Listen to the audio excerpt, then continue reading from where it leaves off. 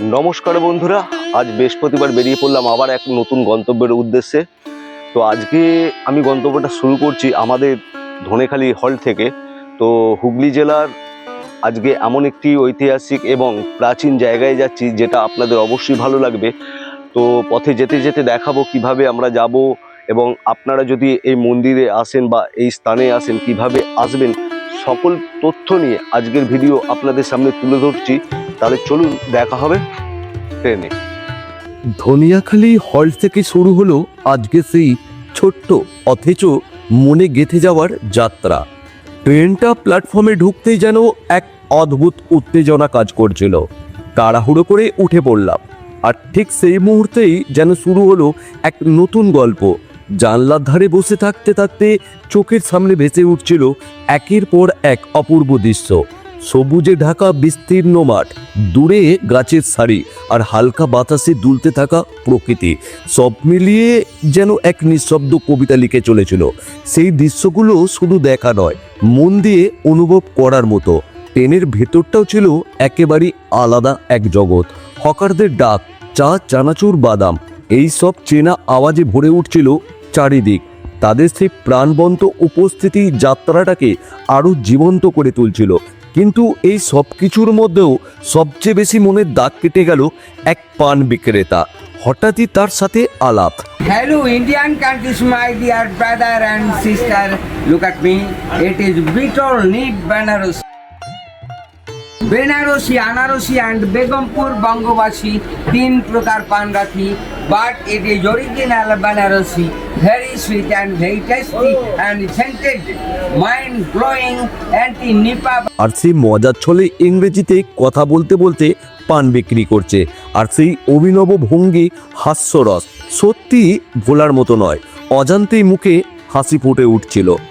এইসব গল্প, দৃশ্য আর হাসির মধ্যেই হঠাৎ ঘোষণা, এসে গেল গুপ্তিপাড়া স্টেশন। নমস্কার বন্ধুরা, আমি আপনাদের বন্ধু রাজ, আর আপনারা দেখছেন আপনাদের পছন্দের চ্যানেল আর.কে ব্লগস অজানার পথে। আর আজকে চলে এসেছি হুগলি জেলার গুপ্ত শহরে, যাকে বলা হয় একটা সময় প্রাচীন সভ্যতার গুপ্ত শহর, যেখানে রয়েছে গুপ্তিপাড়ার ইতিহাস, গুপ্তিপাড়ার কাহিনী, এবং এখানকার বৃন্দাবন চন্দ্র মন্দির, জগন্নাথ দেবের মাসির বাড়ি এবং সেই বিখ্যাত মিষ্টান্ন ভাণ্ডার।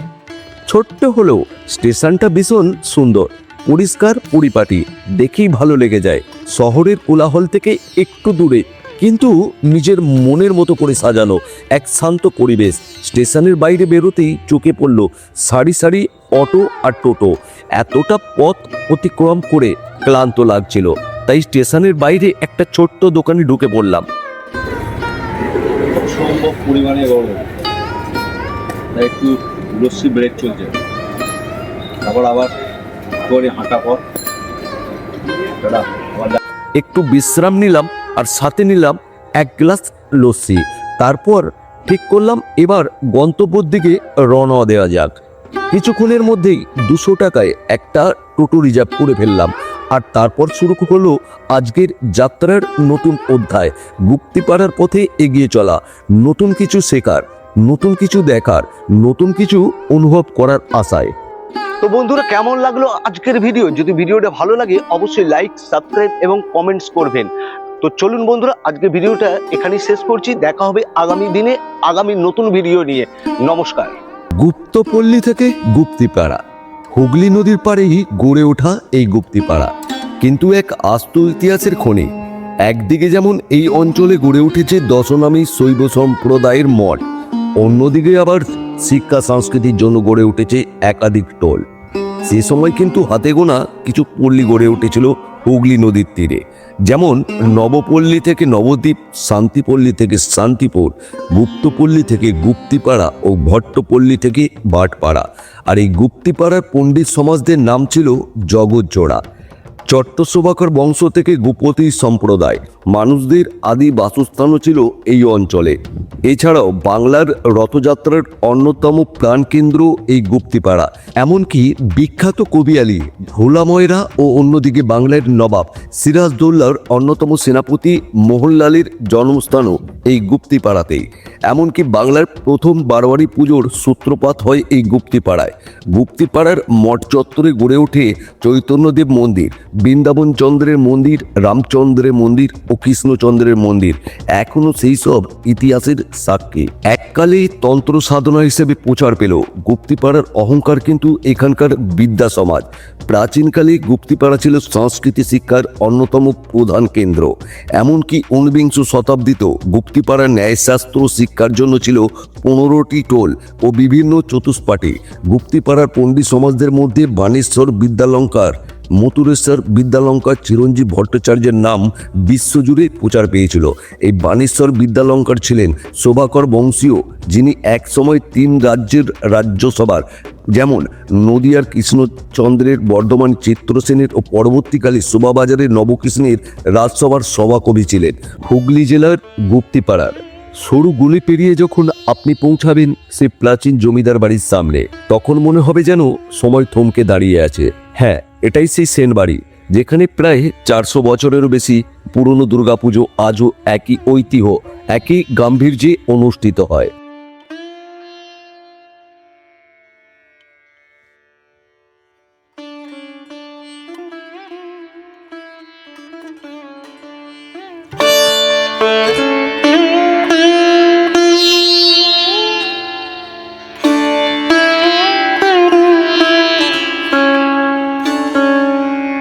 জনশ্রুতি বলে এই পুজোর সূচনা হয়েছিল প্রায় 1580 সালের দিকে। সেন পরিবারের পূর্বপুরুষ ছিলেন কীর্তিচন্দ্র সেন। তারই বংশধররাই আজও এই পুজোর ধারাকে বয়ে নিয়ে চলেছেন। এই বাড়ির প্রতিটি ইট, প্রতিটি দেওয়াল যেন সেই পুরনো দিনের গল্প বলে, যখন জমিদার বাড়ির আঙিনায় ঢাকের আওয়াজে শুরু হতো দেবী দুর্গার আরাধনা। ব্রিটিশ আমলে স্থাপত্যে গড়া এই বাড়ি, উঁচু দালান, বড় উঠোন আর চারপাশে ইতিহাসের ছোঁয়া। পুজোর সময় এই বাড়ি যেন এক অন্য রূপ নেয়। ধূপের গন্ধ, আলোর ঝলকানি আর চারিদিকে শঙ্খধ্বনিতে ভরে ওঠে চারিদিক। এটি মূলত একটি পারিবারিক দুর্গাপূজা, যেখানে প্রজন্মের পর প্রজন্ম ধরে একই নিয়ম, একই রীতিনীতি মেনে পূজা হয়ে আসছে। এই সেন বাড়ির সঙ্গে জড়িয়ে আছে এক বিখ্যাত কাহিনী। কথিত আছে এক সময় গ্রামের কিছু মানুষ এই জমিদার বাড়ির পুজোয় অংশগ্রহণ করতে বাধা পান। সেই ঘটনার পর গ্রামের 12 জন বন্ধু একত্রিত হন। তারা ঠিক করেন পুজো হবে, তবে সবার জন্য, কারো একার নয়। এই ভাবনা থেকে জন্ম নেয় বাংলার প্রথম বারোয়ারি দুর্গাপূজা, যা পরবর্তীকালে সারা বাংলার সর্বজনীন পুজোর সূচনা হিসেবে পরিচিত হয়।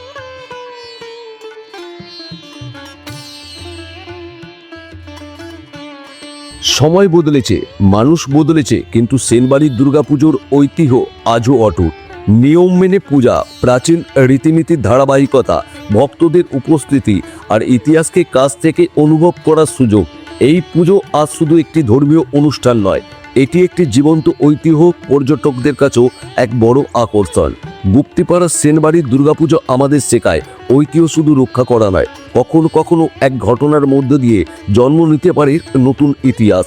ঢাকের তালে, আলোর ছটায় আর ভক্তির স্রোতে এই পুজো আজও চলে শত বছরের গল্পের মতো। বাবুর নামটা কি বলে? কীর্তিচন্দ্র সেন। আমরা যে ইতিহাসে পড়েছিলাম ছোটবেলায়, কীর্তিচন্দ্র সেনের আমলে এখানে লেখাও আছে। তো বন্ধুরা, আমরা এই মুহূর্তে উপস্থিত হয়েছি গুপ্তিপাড়ার সেই জমিদার পরিবারে। একদম সামনাসামনি সেই পরিবারের একজনের সাথে কথা বলছি। আপনার কাছ থেকে একটু এই পরিবারের যে দুর্গা উৎসব হতো সেটা নিয়ে একটুখানি বলুন। এটা আমার মানে আমি যেহেতু আমি তো এখানকার বাড়ির বউ, মানে আমি সেন বয় না, আমার স্বামী পুজো করে, পৌরহিত্য করেন এখানে। তাই এখানে দুর্গা পুজো থেকে আমাদের দোল অবধি উৎসব হয়। এখানে 4 শরিকের পালা হয়, এক একজনের পালা হয়, ওরা সব আসে, সব বাইরে বাইরে আছে।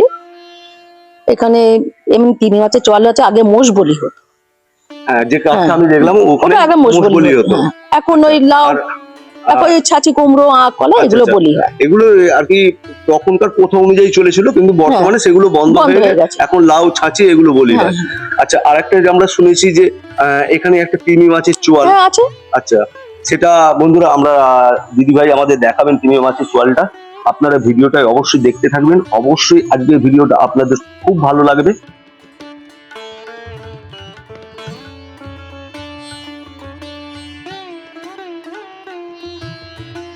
এই মুহূর্তে আমি চলে এসেছি হুগলি জেলার প্রথম বারোয়ারি যে পুজো শুরু হয়েছিল সেই বিন্দবাসনী তলায়। এখান থেকেই বারোয়ারি যে প্রথম পশ্চিমবঙ্গে বাংলার বুকে যে বারোয়ারি পূজা শুরু করা হয়, সেই পূজা কিন্তু এই গুপ্তিপাড়ার এখান থেকে স্টার্ট করা হয়েছিল। সময়টা ছিল 1760-এর দশক, মতান্তরে 1790 সাল। তখন বাংলার দুর্গাপুজো মানে ছিল জমিদার বাড়ির আভিজাত্য, জাঁকজমক আর কঠোর নিয়মের বাঁধন।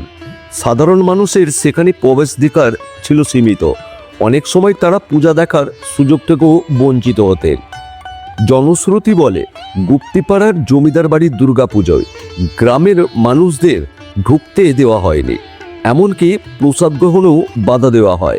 এই ঘটনায় গ্রামবাসীদের মনে গভীর ক্ষোভের সৃষ্টি করে। 12 জন বন্ধু মিলে একত্রিত হলেন। তারা ঠিক করলেন পুজো হবে, কিন্তু তা হবে সবার জন্য। তারা নিজেরাই চাঁদা তুলে শুরু করলেন এক নতুন পূজা, যেখানে কোনো ভেদাভেদ নেই, নেই কোনো বাধা। 12 ইয়ারি থেকে 12 আরি, এই 12 জনের উদ্যোগ থেকে নাম হয় 12 ইয়ারি, অর্থাৎ 12 জনের মিলিত প্রচেষ্টা। সময়ের সাথে সাথে এরই নাম পরবর্তীতে হয়ে দাঁড়ায় বারোয়ারি পূজা। এটাই ছিল বাংলার প্রথম সার্বজনীন পূজা, যেখানে সবাই সমানভাবে অংশ নিতে পারত। শুরুর দিকে এই পুজো ছিল দুর্গাপূজা, কিন্তু সময়ের সীমাবদ্ধতা ও আয়োজনের সুবিধার কারণে পরে এখানে দেবী বিন্দবাসিনীর আরাধনা শুরু হয়। এই বিন্দবাসিনী জগদ্ধাত্রী রূপে পূজিত হন, আর সেই থেকে এই পুজো আজও জগদ্ধাত্রী পুজো হিসেবে পরিচিত। গুপ্তিপাড়ার এই বারোয়ারি পুজো শুধু একটি ধর্মীয় আয়োজন নয়, এটি এক যুগান্তকারী সামাজিক পরিবর্তনের সূচনা। জমিদার বাড়ির গণ্ডি ভেঙে পুজোয় পৌঁছানো সাধারণ মানুষের কাছে সমাজে সমতা, অংশগ্রহণের নতুন দৃষ্টান্ত তৈরি হয়। পরবর্তীকালে সারা বাংলায় ছড়িয়ে পড়ে সর্বজনীন দুর্গাপূজার ধারা। আজ আমরা যে পাড়ার পুজো ও ক্লাবের পুজো সর্বজনীন উৎসব দেখি, তার শিখরও লুকিয়ে আছে এই গুপ্তিপাড়ার সেই 12 জন বন্ধুর সাহসে। একটি অপমান, একটি প্রতিবাদ, আর একসাথে পথ চলার অঙ্গীকার। সেখান থেকে জন্ম নিয়েছিল বাংলার প্রথম বারোয়ারি পুজো, যা আজ ইতিহাস হয়ে বেঁচে আছে গুপ্তিপাড়ার মাটিতে।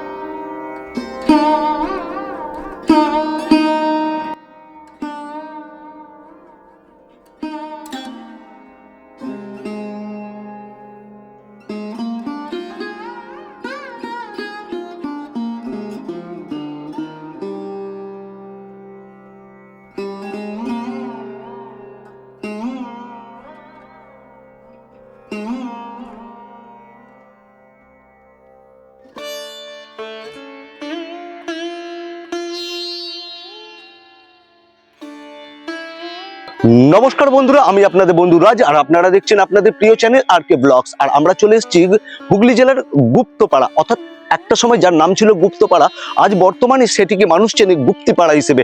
আর গুপ্তিপাড়া এলে আপনি যদি এখানে বৃন্দাবন মঠ যেটি রয়েছে, আপনি যদি সেটি না দেখেন, তাহলে আপনার এই গুপ্তিপাড়ায় আসাটাই সম্পূর্ণ বৃথা হয়ে যাবে। তাহলে চলুন বন্ধুরা, আজকে আমি আপনাদের সামনে ভিডিওর মাধ্যমে তুলে ধরবো এই বৃন্দাবন মঠের প্রতিটি চিত্র, প্রতিটি কোণ, প্রতিটি দৃশ্য।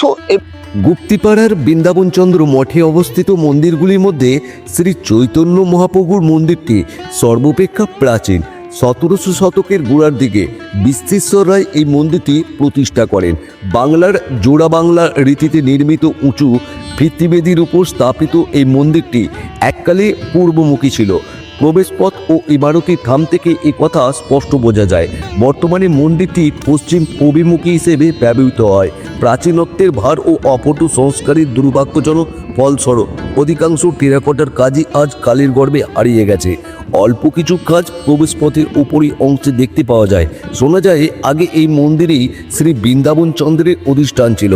পরবর্তীকালে শ্রী বৃন্দাবন চন্দ্রের নতুন মন্দির প্রতিষ্ঠিত হলে শ্রী চৈতন্যদেব ও শ্রী নিত্যানন্দ মহাপ্রভুর দারু বিগ্রহ এই মন্দিরে স্থাপনা করা হয়।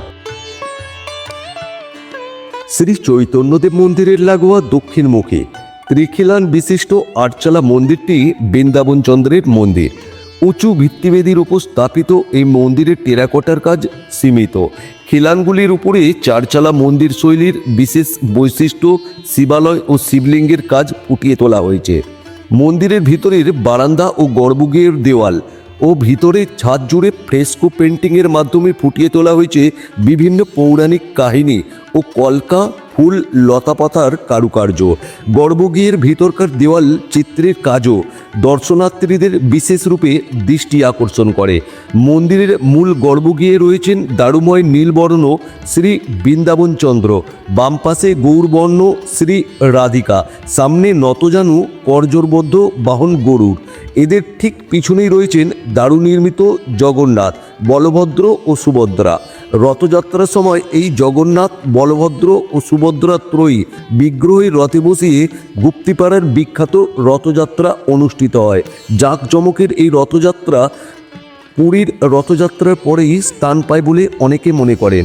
শোনা যায় জৈনিক দশনামী সম্প্রদায়ের সন্ন্যাসী সত্যানন্দ সরস্বতী শান্তিপুর থেকে বৃন্দাবন চন্দ্রের বিগ্রহ নিয়ে এসে গুপ্তিপাড়ায় প্রতিষ্ঠা করেন। তখন বাংলায় মুঘল রাজত্ব। পরবর্তীকালে রাজা বিশ্বেশ্বর রায় আনুমানিক 1810 খ্রিস্টাব্দে এই মন্দির প্রতিষ্ঠা করেন। সেই সঙ্গে তিনি গুপ্তিপাড়া সংলগ্ন সোমরা অঞ্চলে বেশ কিছু জমিজমা ও সম্পত্তি মন্দিরের নামে দান করেন বলেও শোনা যায়। বামে শ্রী কৃষ্ণচন্দ্র মন্দির, তার ঠিক পাশে উঁকি মারছে শ্রী চৈতন্য মন্দির, মধ্যস্থলে শ্রী বৃন্দাবন চন্দ্র মন্দির, ডানে শ্রী রামচন্দ্র মন্দির।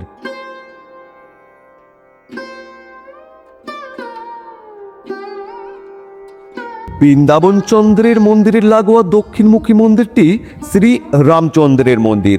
হুগলির শেওড়াপুলির রাজা হরিশ্চন্দ্র রায় সদানন্দ রায় দণ্ডিস্বামীর আমলে 1822 থেকে 29 খ্রিস্টাব্দে এই মন্দিরটি প্রতিষ্ঠা করেন।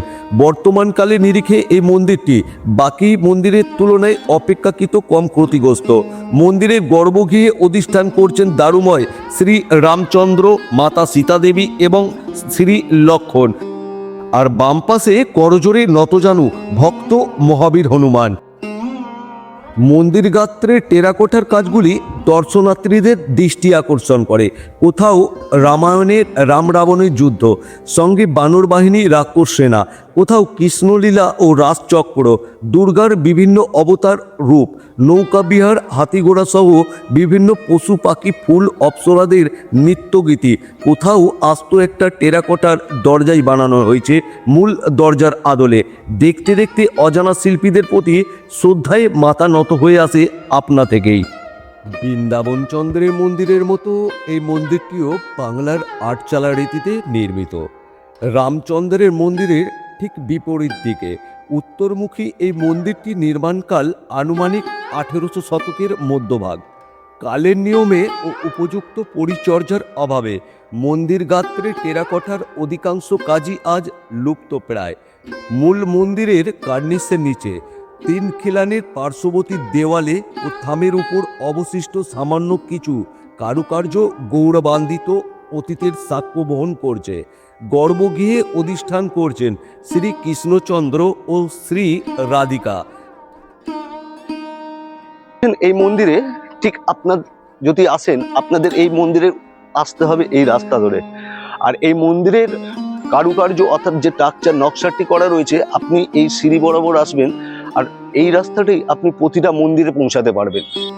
দেখতে পাচ্ছেন এই যে রাস্তাটি, এইটাই বিভিন্ন মন্দিরের সাথে যোগ করা রয়েছে। অর্থাৎ আপনাকে একটা সিঁড়ি দিয়ে উঠবেন, আপনি প্রতিটি মন্দিরের সম্মুখে পৌঁছে যাবেন। আর এই মুহূর্তে আমি রয়েছি কৃষ্ণচন্দ্র মন্দিরের সামনে। আর বন্ধুরা, আমার পিছনেই আপনারা দেখতে পাচ্ছেন গুপ্তিপাড়ার যে রথ এখন দাঁড়িয়ে রয়েছে। তো একটা সময় এইখানেই গুপ্তিপাড়ার বহু মানুষ মেতে ওঠেন রথযাত্রা উৎসব উপলক্ষে। তো এখন রথটি চাপা দেওয়া রয়েছে, আমি আপনাদের দেখাতে পারছি না। আর ঠিক মন্দিরের পাশেই রয়েছে রথ। যারা আসবেন অবশ্যই এখানে রথটা একবার দেখে যাবেন। হুগলি জেলার ছোট্ট জনপদ গুপ্তিপাড়া কিন্তু তার ঐতিহ্য অসীম। এই গ্রামের মাটিতে লুকিয়ে আছে বাংলার অন্যতম প্রাচীন ঐতিহ্যবাহী উৎসব রথযাত্রা। প্রতি বছর আষাঢ় মাস এলেই যেন পুরো গুপ্তিপাড়া জেগে ওঠে এক অন্যরকম আনন্দে, ভক্তিতে আর উৎসবের রঙে। প্রায় 400 বছরেরও বেশি পুরনো এখানে ভগবান জগন্নাথ দেব তার ভ্রাতা বলরাম ও ভগিনী সুভদ্রাকে নিয়ে এই রথ উৎসব অনুষ্ঠিত হয়। গুপ্তিপাড়ার রথ শুধু একটি কাঠের কাঠামো নয়, এটি ভক্তির প্রতীক। বহুতলা বিশিষ্ট বিশাল কাঠের রথ, চমৎকার খোদাই, ঐতিহ্যবাহী কারুকাজ, বড় বড় চাকা, যা শক্তি ঐতিহ্যর প্রতীক। হাজার হাজার ভক্ত একসাথে দড়ি টেনে রথ টানেন।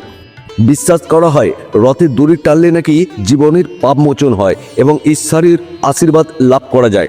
রথ মানে শুধু পুজো নয়, এ এক বিশাল উৎসব। চারিদিকে বসে রঙিন মেলা, নাগরদোল্লা, খেলনা, মিষ্টির দোকান এবং কীর্তন, ভক্তিগীতি ও সাংস্কৃতিক অনুষ্ঠান। গ্রামীণ বাংলার সরল আনন্দ আর মিলন মেলা। এই কয়েকদিন গুপ্তিপাড়া যেন এক জীবন্ত মেলায় শহরে পরিণত হয়। রথযাত্রার দিন জগন্নাথ দেবকে তার মাসির বাড়িতে নিয়ে যাওয়া হয়। কয়েকদিন সেখানে থাকার পর আবার উল্টো রথের দিন তাকে মূল মন্দিরে ফিরিয়ে আনা হয়। এই সময় উল্টো রথের আগের দিন এই মাসির বাড়িতেই হয় একটি আকর্ষিত ভোগ লুট। ভক্তরা আনন্দের সঙ্গে প্রসাদ লুট করেন। এটি কোনো বিশৃঙ্খলা নয়, বরং ভক্তি ও আনন্দের এক প্রাচীন ঐতিহ্য। গুপ্তিপাড়ার রথ শুধু একটি ধর্মীয় অনুষ্ঠান নয়, এটি এক অনুভূতি, এক ঐতিহ্য, এক শিকড়ের টান। যে একবার এই রথযাত্রায় ভিড়ে ঢাকের তালে আর জয় জগন্নাথ ধ্বনিতে নিজেকে হারিয়ে ফেলেছে, সে আজীবন এই অভিজ্ঞতা ভুলতে পারে না। চলে এসেছি আজ আমি এখন এই মুহূর্তে আপনারা দেখছেন যেখানটায়, এটা কিন্তু খুব একটা ইমোশনাল। আমরা ছোটবেলায় ঘুরতে যেতাম মাসির বাড়ি, একটা আনন্দ ব্যাপার, মাসির আদর খাবো, মাসির ভালোবাসা পাবো। তেমনই এটি আমাদের প্রভু জগন্নাথ দেবের মাসির বাড়ি। রথযাত্রা উপলক্ষে জগন্নাথ দেব কয়েকটা দিন বিশ্রামের জন্য এই মাসির বাড়িতে আসেন। আর এই মাসির বাড়িতে সব থেকে উল্লেখযোগ্য ঘটনা হলো ভোগ লুট। ঠিক উল্টো রথের আগের দিন এই মন্দিরেই সব থেকে বড় এবং বহু পুরনো ইতিহাস এখানের ভোগ লুট রয়েছে। জগন্নাথ দেবের মাসির বাড়ি যিনি পুরোহিত, যিনি সেবা দেন প্রভুকে, ওনার কাছ থেকে জেনে নেব এই যে ভান্ডারা লুট যেটা হয়, এটি একটি বহু প্রাচীন এই মন্দিরের হয়ে আসছে। তো এটা ঠাকুরমশাই কবে থেকে প্রচলন? আনুমানিক 7 বছর তো হবেই। আচ্ছা, তো এটা কবে হয়? এটা উল্টো রথের ঠিক আগের দিন ভান্ডার হয়। আচ্ছা, এখানে কি যে গুপ্তিপাড়ার যেসব অঞ্চলে মানুষ রয়েছেন তারা আসেন, না বাইরে থেকে বাইরে যেসব বহিরাগত ভক্তরাও আছে। আসেন? তারা এসে এখানে কি একটু ব্যাপারটা কিছু এখানে কয়েকটা গ্রাম মিলে পূব, পশ্চিম আর দক্ষিণ দিকে 3টে দরজা থাকে। এই দরজা মানে বন্ধ থাকে এবং বাইরে তারা ওই হুড়যুদ্ধি করে যে ভেঙে যে ভান্ডার লুট করে নেব। ভেতরে সব ভোগ সাজানো থাকে। তারপর ঠিক টাইম মতো 3টে গেট খোলা হয়। এবার 3টে গেট খোলার পরে তারা হুড় করে ঢুকে যায় এবং মালসা ভোগ দেওয়া হয় ভেতরে। সেই ভোগগুলো তারা লুট করে নিয়ে চলে যায়। অর্থাৎ জগন্নাথ দেবকে যে ভোগটা নিবেদন করা থাকে, নিবেদন করা যাওয়ার পর যে ঘরটা রয়েছে সেই ঘরেতে ভোগ সাজানো থাকে এবং এখানকার যে সকল ভক্তবৃন্দরা এবং গ্রামবাসীরা মিলে সকলে এসে, অর্থাৎ যে যেমন ছোটবেলায় আমরা যেমন আর কি যে যেমন পারতাম কাড়াকাড়ি করে নিয়ে নিতাম, সেরকমই একটা ব্যাপার। এটা কিন্তু কোনো খারাপ ব্যাপার না, মজার বিষয় বা খুব আনন্দ বিষয় কিন্তু এখানে পালিত হয়। বৃন্দাবন চন্দ্রের মন্দির থেকে জগন্নাথ দেব আসেন 8 দিন, 7 দিন কি 8 দিন কি 9 দিন, এই কদিনের জন্য আসেন। এসে জগন্নাথ দেব যান না, ফিরে যান না। কটা দিন এখানে থাকে? কটা দিন এই হয় 8 দিন, নয় 9 দিন এরকমভাবে পরে। মানে বৃন্দাবন চন্দ্র তখন লেঠেল পাঠানো হয়, পাঠিয়ে ওই এসে সব ভান্ডার লুট করে দিয়ে চলে যায়। তার আগে অনেক আছে, সেগুলো বললাম না। যেমন এই ভান্ডার লুটের বিষয়টাই বলছি। ভান্ডার লুটটা পুরো দেয় কি ভান্ডারে কিছু থাকবে না, খেতে জগন্নাথ দেব কিছু খেতে পারবেন না। ভান্ডার লুট হয়ে গেল, পরের দিন আর কিছু খেতে পারবে, উল্টো রথে জগন্নাথ দেব ফিরে যায়। বন্ধুরা, এখন আমি এসে উপস্থিত হয়ে গেছি গুপ্তিপাড়ার দেশকালী মাতার মন্দিরে। আর দেশকালী মাতার মন্দির দেখতেই পাচ্ছেন পিছনে কি সুন্দর মন্দির, আর আমার সামনে বিরাজ করছেন ভোলে শঙ্কর। হুগলি জেলার গুপ্তিপাড়া একদিকে বৈষ্ণব ও ধর্মচর্চার প্রাচীন কেন্দ্র, অন্যদিকে শক্তি সাধনারও এক শক্তিশালী ভূমি। এই দুই ধারার মিলনেই জন্ম নিয়েছে এক জাগ্রত বিশ্বাস, দেশকালী মাতা। গুপ্তিপাড়ার বনমঠের কাছে অবস্থিত এই প্রাচীন মন্দির, চারপাশে ইতিহাসের ছোঁয়া আর ভিতরে কবির ভক্তির আবহ। এই মন্দিরটি শুধু একটি পূজার স্থল নয়, এটি স্থানীয় মানুষের কাছে অপরিসীম শ্রদ্ধা ও বিশ্বাসের কেন্দ্র। দেশকালী মাতাকে এই অঞ্চলের রক্ষাকর্ত্রী দেবী হিসেবেও মানা হয়। লোকমুখে প্রচলিত আছে মা নাকি এই জনপদকে সব বিপদ থেকে রক্ষা করেন। এই পুজোর সঙ্গে জড়িয়ে আছে প্রাচীন ডাকাতকালী বা মশালের কালী পুজোর ঐতিহ্য, অর্থাৎ এক সময় অন্ধকার রাত্রিতে মশালের আলোয় গভীর তন্ত্র সাধনার মধ্যে দিয়ে এই পুজো অনুষ্ঠিত হতো। প্রতি বছর কালী পূজার সময় এই মন্দির প্রাঙ্গণ ভরে ওঠে হাজার হাজার ভক্তের সমাগমে। শাস্ত্র মানে হয় পূজা পার্বণ, ধূপ দীপ ও মন্ত্র উচ্চারণে ভক্তময় পরিবেশ তৈরি হয়। রাতভর আরতি ও পুজোর আয়োজন এবং দূর দূরান্ত থেকে ভক্তদের আগমন, সেই সময় গুপ্তিপাড়া যেন এক অন্য রূপ ধারণ করে। এই দেশকালী মন্দির প্রমাণ করে এই মাটিতে শক্তি ও বৈষ্ণব দুই ধারাই সমানভাবে বিকশিত হয়েছে। এই যেন এক সাংস্কৃতিক সমন্বয় যেখানে ভক্তি আর শক্তি পাশাপাশি অবস্থান করে।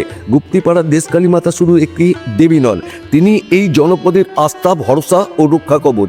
শতাব্দীর পর শতাব্দী ধরে যিনি নীরবে সাক্ষী দেখেছেন এই অঞ্চলের ইতিহাস, সংস্কৃতি ও মানুষের বিশ্বাসে। আজও যখন কালী পূজার রাতে মন্দিরে আলো জ্বলে, মনে হয় সে প্রাচীন দিনের মশালের আলো এখনো জ্বলছে মায়ের আশীর্বাদে। বৈষ্ণব ভূমিতে শক্তি সাধনা ও গুপ্তিপাড়া মূলত বৈষ্ণব ধর্মের জন্য প্রসিদ্ধ। তো বন্ধুরা, কেমন লাগলো আজকের ভিডিও? যদি ভিডিওটা ভালো লাগে অবশ্যই লাইক, সাবস্ক্রাইব এবং কমেন্টস করবেন। তো চলুন বন্ধুরা, আজকের ভিডিওটা এখানেই শেষ করছি। দেখা হবে আগামী দিনে আগামী নতুন ভিডিও নিয়ে। নমস্কার।